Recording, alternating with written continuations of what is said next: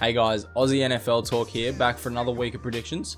We're up to week 6 now, and so far I've come really close on a few games so far. Week 3, Green Bay versus Denver, I predicted 27-17. The score was actually 27-16, so just 1 point difference there. Week 4, I predicted the Chargers would beat the Dolphins 30-10. The actual score was 33-10. And finally, last week, I predicted the Patriots versus the Redskins. I thought the Patriots would beat the Redskins 34-6, and the score was 33-7. So, just quickly, if you're new to the channel, make sure you hit that subscribe button down below. I do upload my predictions every Thursday. Anyway, moving on, we do have 14 games on the schedule this week. 4 teams on byes, being the Colts, Raiders, Bills, and the Bears. So up first this week, we have Thursday Night Football, Giants playing at the Patriots. This one, I think the Pats clearly outmatched the Giants in this one, especially playing at home. Jones, he faced a really good defense last week, and it didn't go well for him. Against the first-ranked passing defense in the Patriots, it won't be much easier this week. I think the Pats will continue their defensive dominance, who are still yet to allow a passing TD, heading into week 6, which is pretty incredible. The Giants O-line, it's really struggled against good pass rushes, and the Pats, they've got 25 heading into this week. They lead the NFL in that category, at least 2 or more right now from 8 players, which is crazy. So Pats win this one easily this week, 31-10. Next up, we have Panthers playing at the Bucs, NFC South matchup. This is actually a pretty tough one to pick this week. The Panthers need to run their offense through Christian McCaffrey, and Tampa did a great job of containing him in the first matchup. Tampa at the moment, they actually have the 2nd overall run defense, so their key to success, that will be their key to success in this one. Carolina's defense, it excels on the D-line as well though, so 20 sacks so far, whereas Tampa's O-line has really struggled to protect Winston. The weakness for the Panthers has been their run game, so Tampa, they really need to focus on getting that going and getting Evans more involved, especially after his 0 catches last week. Offensive, it plays a lot better, the Bucs, when it's more balanced between the receivers, as well as showing the ability to move it on the ground. So that's obviously keys this week. Their secondary is ranked dead last in passing yards at the moment, and I think that's the difference in this one. The Panthers will be able to move the ball a little bit more with a little bit more success. I think this will be a bit of a defensive battle this week, similar to their first game, but I do think Carolina takes this one out this week with a 20-13 score. Next game, we have the Redskins playing at the Dolphins. 2 garbage teams in this one. It's not going to be the most exciting game to watch. Pretty much ranked dead last in every aspect. The Dolphins are pretty much a trash can in teal. What can I say? They only average 6.5 points a game, for Christ's sake. The Redskins, they aren't doing much better. Once again, struggled across the O-line last week. Gave up 6 sacks. However, I do think the Redskins are the better team in this one. I didn't want to spend a lot of time on this one because, let's face it, no one's going to be watching this game. I think the Redskins pull this one off, 27-13. Next up, we got my boys, Eagles, playing at the Vikings. The Eagles, they are playing great football lately. 3rd down success has been a big part of it. Offense is ranked 1st on 3rd down. Meanwhile, you can't run the ball on the Eagles defense at the moment. So they're getting you off the field on 3rd down, as well as extending drives on offense on 3rd down. So Carson Wentz, he has looked amazing. It'll be key to give him time again this week against a really good Vikings pass rush, who has had a really good game the past week. Finally, their offense seemed to click a little bit. They seem to get the ball moving a bit better. It was against a bad defense in the Giants, though. Kirk Cousins, I said it last week, against a good defense, he is terrible. I think he struggles in this one. Dalvin Cook has been the bright spot on that offense, though. And the Eagles has the best run defense in the league, so I don't see him being much of a factor this week. The defense has been the thing keeping them in games lately. So coming up against a good defense in the Eagles, I don't see them making this one all that competitive. I think the Eagles pull this one off, 28-20. Okay, so next up, we've got the Texans playing at the Chiefs. This is going to be one of the best games of the week, I feel. 2 of the most high-powered offenses at the moment. against two very subpar defenses. The Texans do have an edge on defense though. their pass rush, it has been really, really good. And their run defense has been pretty solid as well, only allowing 95 yards a game. The Chiefs are going to be fired up, though, coming out into this one after, letting one slip last week against the Colts. They're still as explosive as ever. They may get Sammy Watkins back this week as well, which is a huge addition for Mahomes. Kelsey, he was shut down last week by the Colts, and the role players, they didn't seem to step up for the Chiefs. So that'll be key. If Sammy Watkins is back, that'll be massive for him. Deshaun Watson last week, he was incredible. Still living and dying by those big plays, though. He had a lot of opportunities for them last week. Multiple over the top to Will Fuller. The key for this one is for the Chiefs is to not allow the big plays over the top. So Watson has to be a little bit more patient. He has to get rid of that ball a little quicker, find his checkdowns, which I've noticed he has been working on lately. This week, as I said, this will be one of the games of the week. I think it'll be a big shootout on offense, but I think the Chiefs pull this one out 42-38. Up next, we have the Saints playing the Jags in Jacksonville.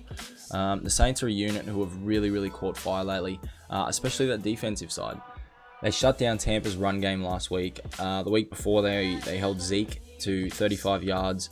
So Leonard Fournette, he might see a little bit of a tougher time moving the ball this week. He has had two 100-yard games the last couple of weeks, so he'll be keen to keep that going, though. Kamara last week, though, he was shut down absolutely by Tampa, so he'll be wanting the ball every chance he gets. The Jags haven't exactly been able to stop the run so far this season, so he should have a really nice game, similar to what Christian McCaffrey did last week. He ripped them apart, as you can see. Marshawn Lattimore, he's had a really good season shutting down teams' number one receivers lately. So the key for the Jags this week will be for the lower, strong wide receivers to step up. Teddy Bridgewater, he had the game of his life last week. It was against the weak secondary, though. But he showed he can be relied on to make big plays without the running game. He launched it downfield multiple times. It was really good to watch. He most likely won't need it. As I said, Kamara should have a big game this week, which I'm sure he'll be glad for. The Jags pass rush, it is second in the league right now. It is killing it. So the quicker the ball is out of Teddy Bridgewater's hands, the better it is for this Saints offense. Gardner Minshew, as much as I like the guy, he hasn't shown he can play well without the running game yet. So the Saints, I reckon they'll have a big game shutting down Fournette, which will in turn rely on Minshew. As I said, I really like him, but I haven't seen him produce without the running game. So I think the Saints really produced this one this week with a 27-17 win. Next up, we've got Seahawks coming up against the Browns at home on a short week. The Browns, they got absolutely demolished last week, embarrassed. Their gap play and their run defense was absolutely shocking. This week, I honestly think it is a trend that will continue. Seattle are a very run-heavy team. Over 50% of their players are dedicated to running. So Seattle are the 8th overall defense at the moment as well. So they have great linebackers, probably the most athletic bunch there is around. Clowney on the field as well. I did see a stat that popped up while I was watching the game that the D-line, they generate a ton more pressure when he's on the field. So the Browns O-line, it's struggling right now against the pass rush. We saw that last week against the 49ers. So the keys this week for the Browns, they need to get the run going. They need to have a good run game against a good defense as well. So it'll slow down the pass rush a little bit. As you've seen, Baker's been up and down all season. I thought they had the offense figured out a couple of weeks ago. It looked much simpler for Baker, but he seems to be regressing. He's not even hitting receivers at the moment. The big differences in this one really is Russell Wilson. He's just the better quarterback all around. And his receivers, they're making the plays downfield. So not that, the Browns receivers aren't making plays. I think they've just got too many mouths to feed at the moment. Russell Wilson really loves his tight end Disley as well, and with such a run-heavy offense, he blocks like an absolute animal. He used to be a defensive end in college, now a tight end. He's killing it. I think the Seahawks take this one out 31-20. Alright, so this one's a pretty straightforward one this week. The Ravens at home against the Bengals. The Bengals are still winless, looked absolutely terrible against a bad Arizona team last week. The Ravens should have a field day this Sunday. The Ravens, they're still top in the rankings in points per game while still hitting the top 3 in yards and rush yards a game. The Bengals, they've struggled to stop anyone all season. I don't see it continuing. I don't see it changing, sorry. If anything, the numbers may dip slightly in the running game for the Ravens, because I do rate that D-line for the Bengals. The Ravens are going to absolutely rip this one apart, 43-12. Okay, so next up, we got 49ers at Rams. Undefeated 49ers, and the Rams, they honestly look like they're struggling right now. Jared Goff, he's got 9 turnovers so far this season, partly due to him. He's having to throw a ton. Last week, they came out using Gurley, which I really like to see at the start of the game, and he was doing all right, but his impact, it wore off really, really quickly. Goff, he just needs a little bit more help from his defense right now. His O-line, despite not being able to block the run, they've done really well keeping him protected with only 8 sacks so far this season. They are coming up against an absolute animal of a D-line with the 49ers. Also, they need to fix their third down issue as well. They were 0 for 4 for third down in the first half. They did finish off the half with a good 2-minute drill, which I was really happy to see. They got lucky with a penalty, however, so you can't really write them off. That would probably would have been a field goal without the penalty. But overall for the game, they finished 4 for 10 on third down. And as I said, the defense had struggled. It hasn't got the sack numbers that they should with the talent that they've got on that line. The secondary, also, I did hear something that they seem to be spot dropping in defense. They're not really picking up the closest man when they're playing zone. Which is the idea of it. You play a zone, you pick up a person, and they're just spot dropping and watching the quarterback, and they're getting ripped apart. They'll face really, really heavy pressure this week with the 49ers pass rush. As I said, the 49ers have got great depth at pretty much every spot on that defense. They're long outside of cornerback, fast in the middle with the linebackers, and the big boys up front. They provide consistent pressure. So their run game on offense is the best in the league right now as well. So 200 yards a game. I think the 49ers will win this one on the road. Rams have struggled at times really to stop the run. And that's, the 49ers key. And Gurley, I don't see him making much of an effect this week. The 49ers got a really good run defense. 49ers win this one 27-19. Next up, we have the Falcons at the Cardinals. First thing I've noticed about the Falcons, they're typically a really, really slow start team. But last week, they did much, much better on their first drive. So that needs to continue this week. Give them a little momentum moving forward. Red zone, it's been a big weakness for them the last couple of seasons, really. Playing Arizona this week, they should see a little more success, hopefully. The Cardinals have allowed 12 passing TDs, and they haven't got a single pick yet this season.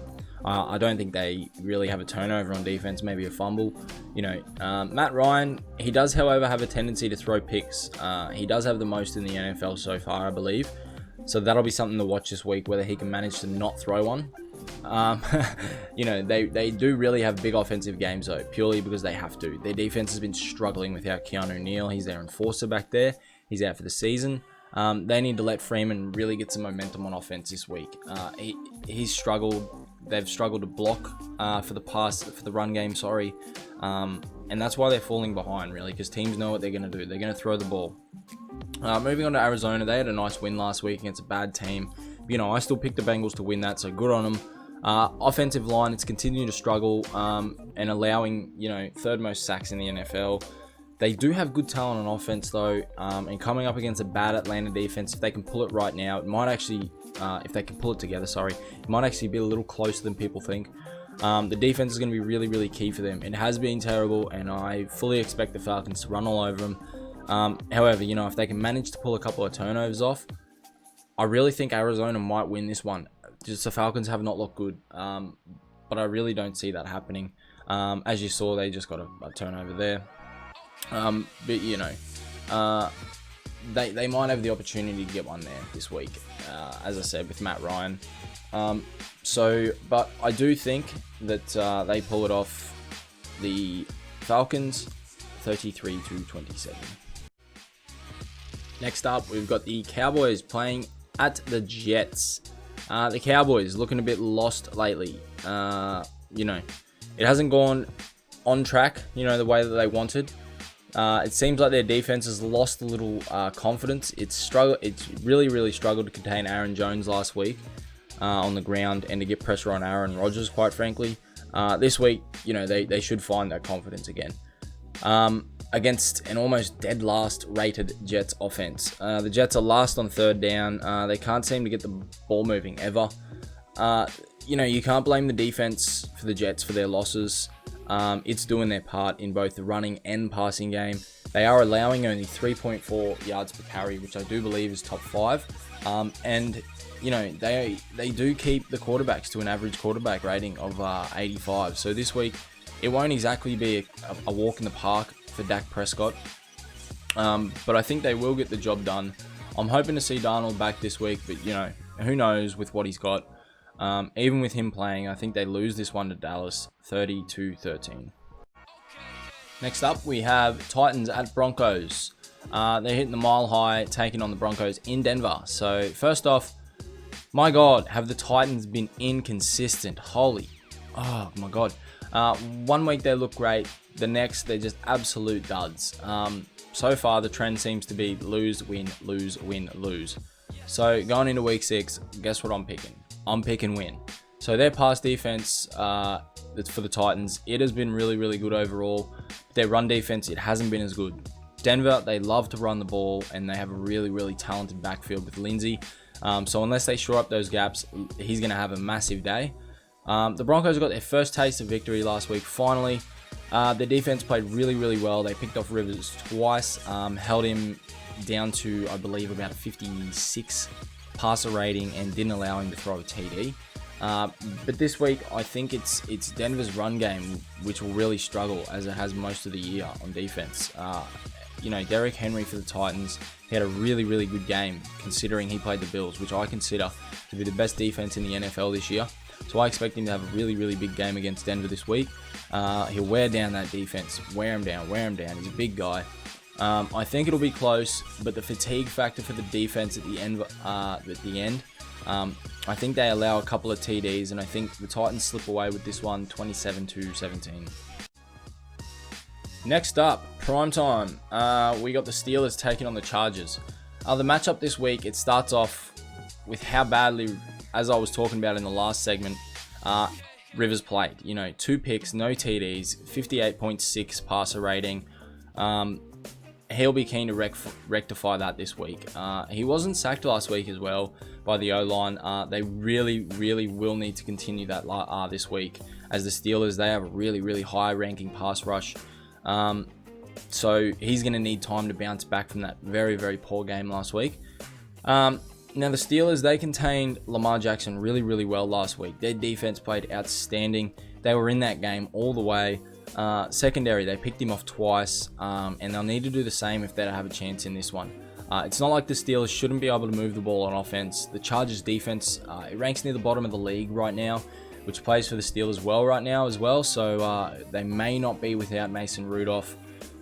He may still be in concussion protocol. We'll see about that. But I think this will be a really close game. Chargers defense, I think it'll struggle again, but I think the Chargers win this one, after a shocking loss last week. So bounce back week for them at 24-20. Alrighty, last up for the week, we have Lions at Packers. Okay, so the Packers last week, they looked incredible. They looked like Super Bowl contenders all the way. And they'll need to keep that going against a really good defense in the Lions. They're coming off a bye, the Lions. They played the Chiefs a week before. They were in that game, incredible. I could not believe the final score, 34-30. The secondary for the Lions, as I said, it's been outstanding. They've matched up really well against every bunch of receivers they've faced so far this season, so they should do well at shutting down Aaron Rodgers a little this week. Especially with Devontae Adams, he's likely to be out again. Keys for this week for both teams, though, it'll be the running game. Packers secondary, it also looked really good against the Dallas Cowboys last week. 3 picks on Dak in that big win over the Cowboys. I just don't see the Lions, they don't have the weapons in the backfield that the Packers do in this matchup. So this will be a really good Monday night game, I think. Typically, you don't talk about the Lions and the Packers being a good game lately, but I think this one's going to be really good. But I think the Packers, they pull this one off at home at Lambeau, 30-22. So there's my week 6 prediction, guys. I'm pumped to watch quite a few games this week. Remember, if you're new to the channel, hit that subscribe button. Also, I'll drop my top 5 bets on Sunday just before all the games start. So turn on the notifications bell down below to know when it drops. I hope everyone has a good weekend. If you're having a bet, remember, gamble responsibly. Have a good one, guys.